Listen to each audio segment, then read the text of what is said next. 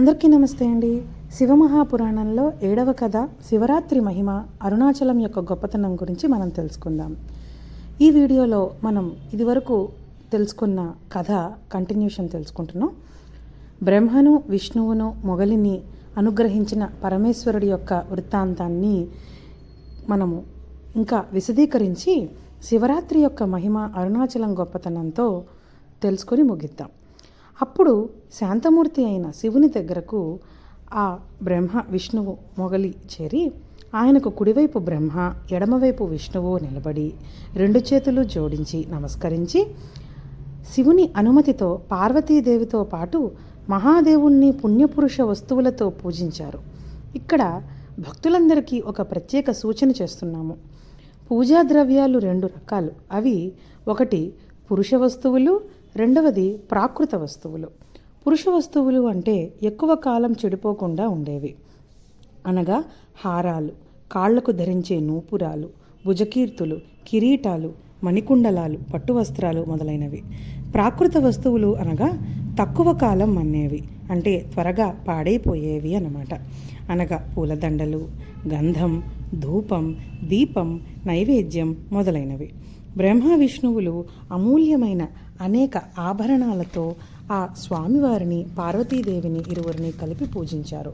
ఆది దంపతులను చక్కగా అలంకరిస్తూ పూజించారు. ఆ వస్తువులు స్వామికి సమర్పించడంతో అవి నిజంగా అమూల్య వస్తువులుగా మారిపోయినాయి. శ్రేష్ఠ వస్తువులను భక్తులైన వారు భగవంతునికి సమర్పిస్తారు కనుక తప్ప తాము ధరించరు. శివుడు తనకు బ్రహ్మ, విష్ణువులు సమర్పించిన కానుకలు అన్నీ తిరిగి సభ్యులకు వారి వారి అర్హతలకు తగినట్లుగా ఇచ్చివేశాడు. ఆ సమయంలో సభలో ఉన్న దేవతలు పెద్ద పెట్టున శివనామస్మరణ చేస్తూ శివుడిచ్చిన కానుకలను స్వీకరించారు. పరమేశ్వర, మహాదేవ, హరహర మహాదేవ, శంభో శంకర అంటూ వేనోళ్ల కొనియాడారు. తనను ఇంత భక్తి శ్రద్ధలతో పూజించిన బ్రహ్మ, విష్ణువులకేసి తిరిగి ఆ ఈశ్వరుడు ఈ విధంగా అన్నాడు: పుత్రులారా, మీరిద్దరి పూజా విధానం, భక్తి నన్ను ఎంతగానో సంతోషపెట్టాయి. నేను ఈ లింగరూపం ధరించిన ఈ తిథి పరమ పవిత్రమైన తిథి. ఈ దినానికి శివతిథి, శివరాత్రి అనే పేర్లు కలుగుతాయి. ఈ తిథి నాకు అత్యంత ఇష్టమైన, ప్రీతిపాత్రమైన తిథి. శివరాత్రి నాడు నా లింగాన్ని కానీ, నా అర్చామూర్తిని అంటే విగ్రహాన్ని కానీ భక్తితో పూజించి వ్యక్తికి సృష్టి, స్థితి, లయం అనే 3 పనులు చేయగల శక్తి లభించే విధంగా నేను చూస్తాను. శివరాత్రికి ఉపవాసం చేసి ఇంద్రియ నిగ్రహం కలిగి తన శక్తిని అనుసరించి నన్ను పూజించాలి. ఆడంబరాలకు పోకుండా భక్తి శ్రద్ధలతో నన్ను ఆరాధించాలి. వ్యక్తి 1 ఏడాది పాటు నన్ను నిత్యం పూజించిన ఫలితాన్ని ఆ ఒక్కరోజు చేసిన పూజా ఫలితం వల్ల పొందుతాడు. దానివల్ల ఆ వ్యక్తికి తాను నిరంతరం శుభాలు కలుగుతాయి. చంద్రుడు ఉదయించగానే సముద్రం ఎలా ఉప్పొంగుతుందో శివరాత్రి రాగానే నా శివధర్మం అభివృద్ధి చెందుతుంది. అందువల్ల శివరాత్రి నాడు శివ ప్రతిష్ఠా కార్యక్రమం కానీ, కళ్యాణోత్సవాలు కానీ, సకల మంగళాలు మనకు లభించే విధంగా అభిషేకాలు కానీ చేస్తే మనకు చక్కటి దీర్ఘాయువును, ఆయురారోగ్య ఐశ్వర్యాలను, విద్యా వినయ సంపదలను మనకు ఆ పరమేశ్వరుడు ఇస్తాడని చెప్పాడు.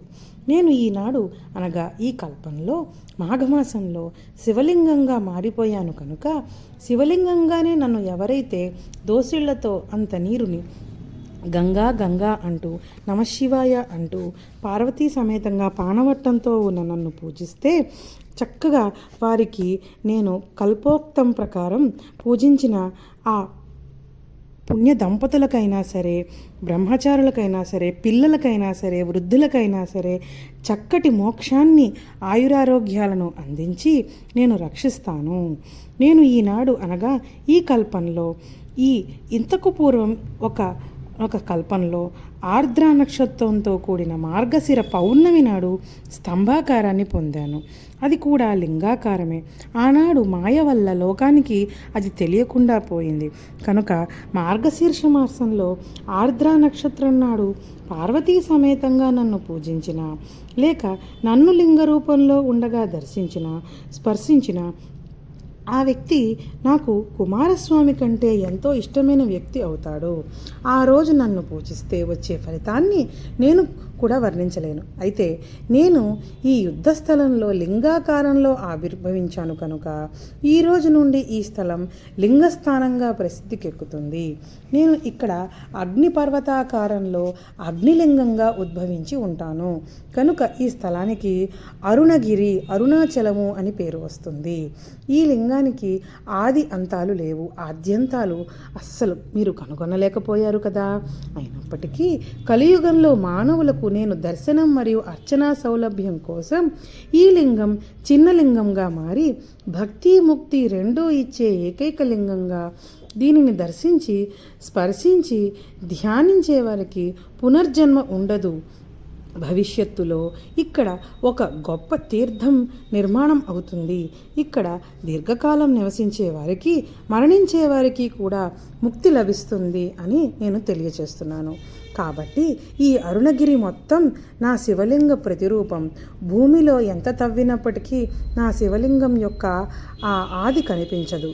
పైకి పోయిన కొద్దీ అంతమూ కనిపించదు. ముక్తిరష్యత జంతువునాం వాసేన మరణేన చ.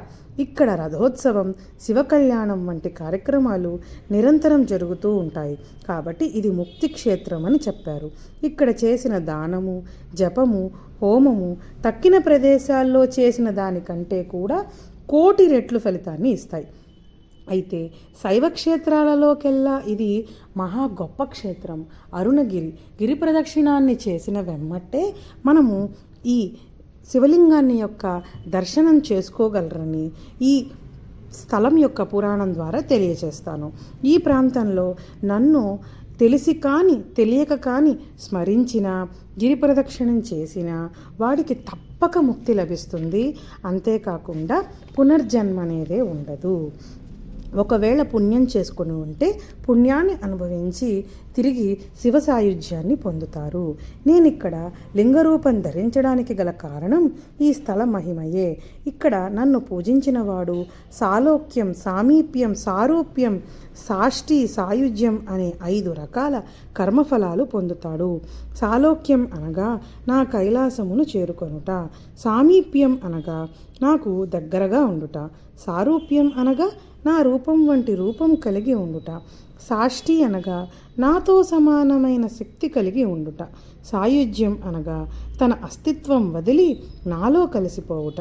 మీరంతా నన్ను పూజించి మీ మనస్సులలోని కోరికలను తీర్చుకోండి. శంకర భగవానుడిలా పలికి బ్రహ్మ విష్ణువుల యుద్ధం కారణంగా మరణించిన వారి సైన్యాన్ని అంతా తన అమృతం వంటి దివ్య దృష్టితో బ్రతికించాడు ఆ పరమేశ్వరుడు. అటు పిమ్మట ఆ తరువాత బ్రహ్మ విష్ణువుల వైరాన్ని పూర్తిగా తొలగించడానికి మరల వారితో ఈ విధంగా పలికాడు. నాకు సాకారం, నిరాకారం అని పిలువబడే 2 రూపాలు ఉన్నాయి. ఈ 2 మరెవరికీ లేవు కనుక ఈశ్వర శబ్దానికి వేరెవరూ అర్హులు కారు. ముందుగా స్తంభ రూపం, ఆ తరువాత పురుష రూపంతోనూ ఆవిర్భవించాను.